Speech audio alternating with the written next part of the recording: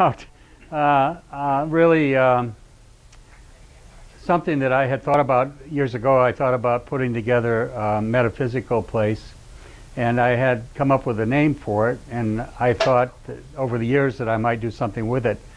But that's the title of what we have to talk about today, and that's called the Center of Undivided Attention.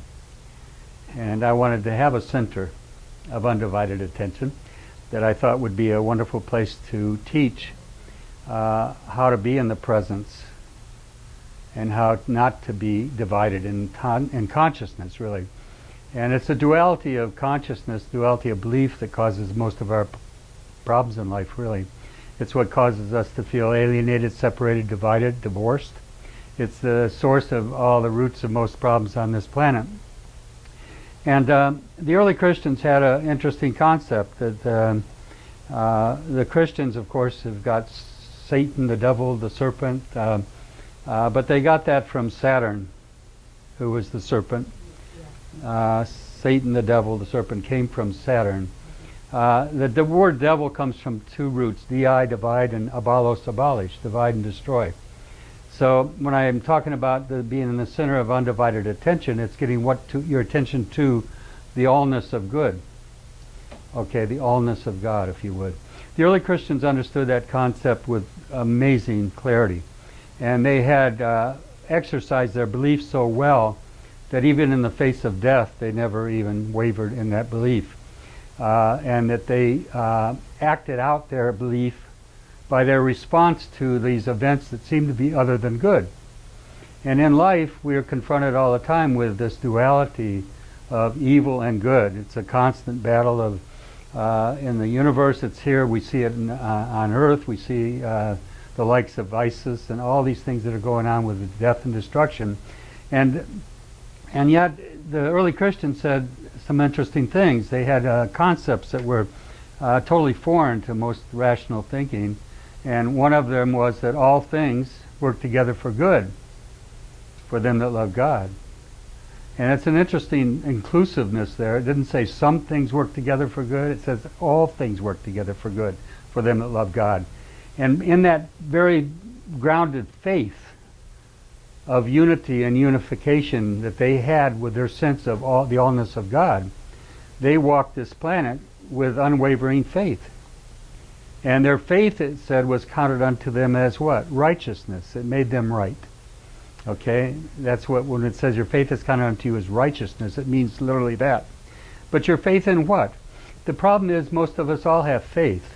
Even those that claim they don't, they say, I'm an atheist, I'm agnostic, they still have faith. And their faith is expressed in their beliefs every day, in what they believe in. Some people believe that life's going to always deal them a bad hand. You know, some people believe that they're going to get sick and they're going to get diseased. Some people believe they're going to never be in a good relationship, that their marriages are always going to crash. You know, they have beliefs. So they're all of you are believers, no matter whether you ascribe to any particular religion or not, you have a belief. And I once gave a lecture. I was a vice president of a company years ago, and I was sitting there listening to all this stuff on sales and marketing, and you know, and I just, sometimes I get like a racehorse in a room. I want to get up and just break through all the BS, you know. And look, I got up and I said, you know, it all comes down to what are your expectations, really. What are your expectations in life? Because that is your faith, and that's what you're going to create, and that's what you're going to have in your experiences. And it happens unconsciously. You undo yourselves unconsciously. You don't even see it. It's like the difference between, I used to train salesmen. The difference between a good salesman is one that assumes the sale. Okay, that's a big word, isn't it? An assumptive sale. You assume they're going to buy the product. It's manipulative, yes, it is. It's the power of the positive thinking put into money making. It's the same principles, though. It's the same principles. The same truths work on every level. So, you know, when I would be talking to them about selling product, I wouldn't say, you don't ask them if they want to buy the product. You say, which one do you want, the black one or the white one? You know, you give them a choice. You don't say, do you want to buy it? Why don't you say that? Because if you say it, you imply doubt. It's like a guy that's in a relationship or a woman that's in a relationship with a guy keeps saying to him, do you really love me? What do you think that implies? Doubt. Yeah. Doubt. You hear me? I'm speaking to you particularly. So when we say that, when we make that statement, we're saying, I'm not really convinced. I don't have faith. I don't have faith in the goodness of your love. You see where I'm at? Because I'm not quite truthfully worthy of your love, because I'm not pretty. I'm not as pretty as she is. I'm not this, I'm not that. I am not as Saturn talking. The key word of Capricorn is I use. But Capricorn and Saturn are related, not because you're a Capricorn, it has nothing to do with that. We all have Capricorn in our chart. We all have Saturn in our chart. Okay, but Saturn is always saying I'm not. Peter was the epitome of Satan. He was the disciple that Christ said to, get behind me, Satan. Why would he call Peter Satan? Think about that. Why would he call him Satan? Because he was the personification of, he was the cursing disciple. What's Satan, the devil, the serpent wants you to do? Curse. Curse. The opposite of praise and giving thanks. If you doubt it, read the story of Job. Satan came into the council of the angels. He's an angel. Oh, Satan's an angel. Ron, you know, what are you teaching here? But he was an angel, and he came into the council of the angels, and the Lord said to him, you see my righteous man Job down there? He said, yeah, he's righteous. But let me work on him, and he'll curse you to your face. Notice what he wanted him to do? Curse. Curse. Accuse. Old-time religion. Don't curse. Don't cuss. Don't what? Well, words in damn and hell, that's not really what it's all about. It's the spirit that you manifest. Okay? The accusing spirit. Satan, the devil, the accuser of our brethren, he's called in the Bible. Did you know that? The accuser is, he's called the accuser of our brethren, he who accused our brethren before God both day and night. Well, I love it. People say, oh, I say, is God, where do you think God is? People say, oh, God's within. I say, that's great. You really know that, right? Yeah. Where do you think the devil is? He's in the accusing spirit. And what is the accusing spirit about? What's the first virtue of love? Patience. The very first virtue that's listed for love is patience. Meekness, kindness, all these other things. But patience was number one. It's interesting, it says in the Bible, it says, the devil rages for he knows he has but a short time. We're dealing with consciousness. You ever seen a guy, I remember watching a guy one time outside a haberdashery, and his wife was in shopping. He was honking his horn, his face was beet red, he was so angry because she wasn't coming out in time. You see, Saturn is Father Time in scriptures, or in the Bible, okay? In astrology, excuse me. Saturn is Father Time. He's the devourer of all of his children. He devours all of us. In the rush and hurry and the, I ain't got enough time, it kills us. It puts a burden on our hearts, on our minds, on our spirit. It destroys love and harmony in life. Father Time, the devourer of all of his children. He never got Zeus, the archetype for Jesus. Zeus. Okay, Zeus is holy. That's actually totally different than divided. Diablos, divide, destroy. Diablos, di, divide, abolish. The spirit of division, separation, and separation and divorce is that spirit of accusing. The spirit of Jesus, or Zeus, is one of praise and thanksgiving. Let the fruit of thy lips be the sacrifice of praise, and in all things give thanksgiving. That's the scriptures. What's that got to do with astrology? A lot. They're related. If you don't believe me, read my book. The greatest story never told. It'll change your life. If you read it, if you apply it, if you get the knowledge, the wisdom. You know, wisdom is made perfect in love. When you start loving yourself and loving others, and have the wisdom and the knowledge to go with it, then you're a powerhouse. You can literally move mountains.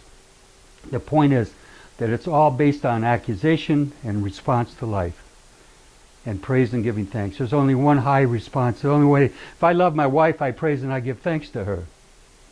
If I'm heading for divorce, I'm finding fault all the time. You always and you never. Two of the most destructive words in language. You always and you never. I didn't forgive you then, I don't forgive you now. You always and you never. You never do this, you always do that. How loving is that?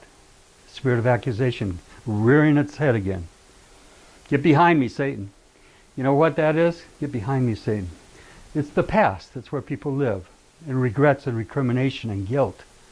But the worst form of accusation isn't just accusing others. It's accusing yourself. It's called guilt. It's called guilt.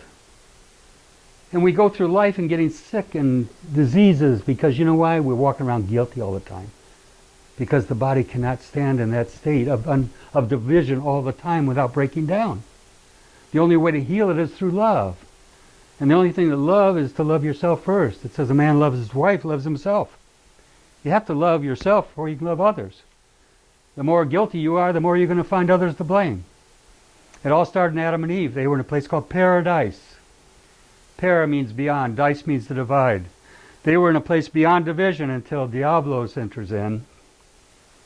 It wasn't an apple tree. It was a misuse of Adam's apple, his speech faculty. What happened? They beheld their nakedness. First stage of the fall of man.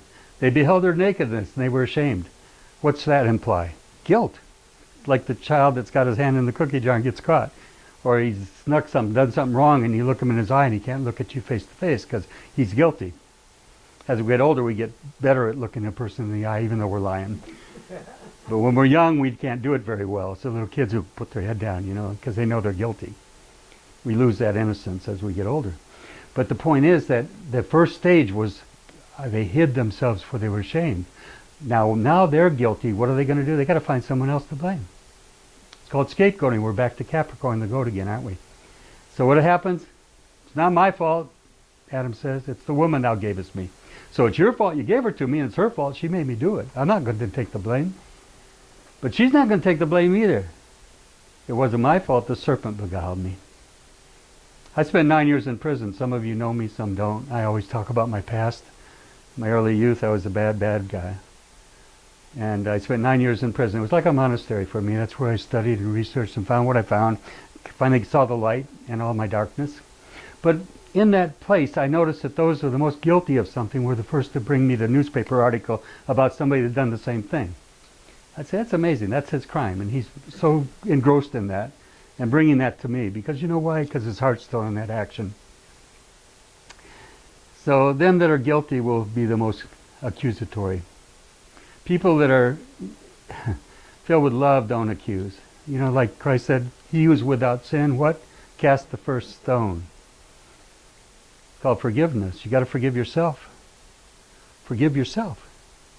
All that stuff you've done doesn't matter anymore. You're now a whole being. You're new. You're fresh. It's not about the past relationships. It's not about what you've been through. It's none of that BS. You are here now. Be here now. You want to be in his presence. Be in the present. That's where he abides. That's where he is. But you don't know how to tap into that presence. We get caught up in the world of divisions, news, bad news, good news. What? There's not much good news. It's all bad. How are you supposed to keep your center? It's hard, isn't it? Whew. You know, I'm Sagittarian. I see is my key word in my sign. I see a lot. You know.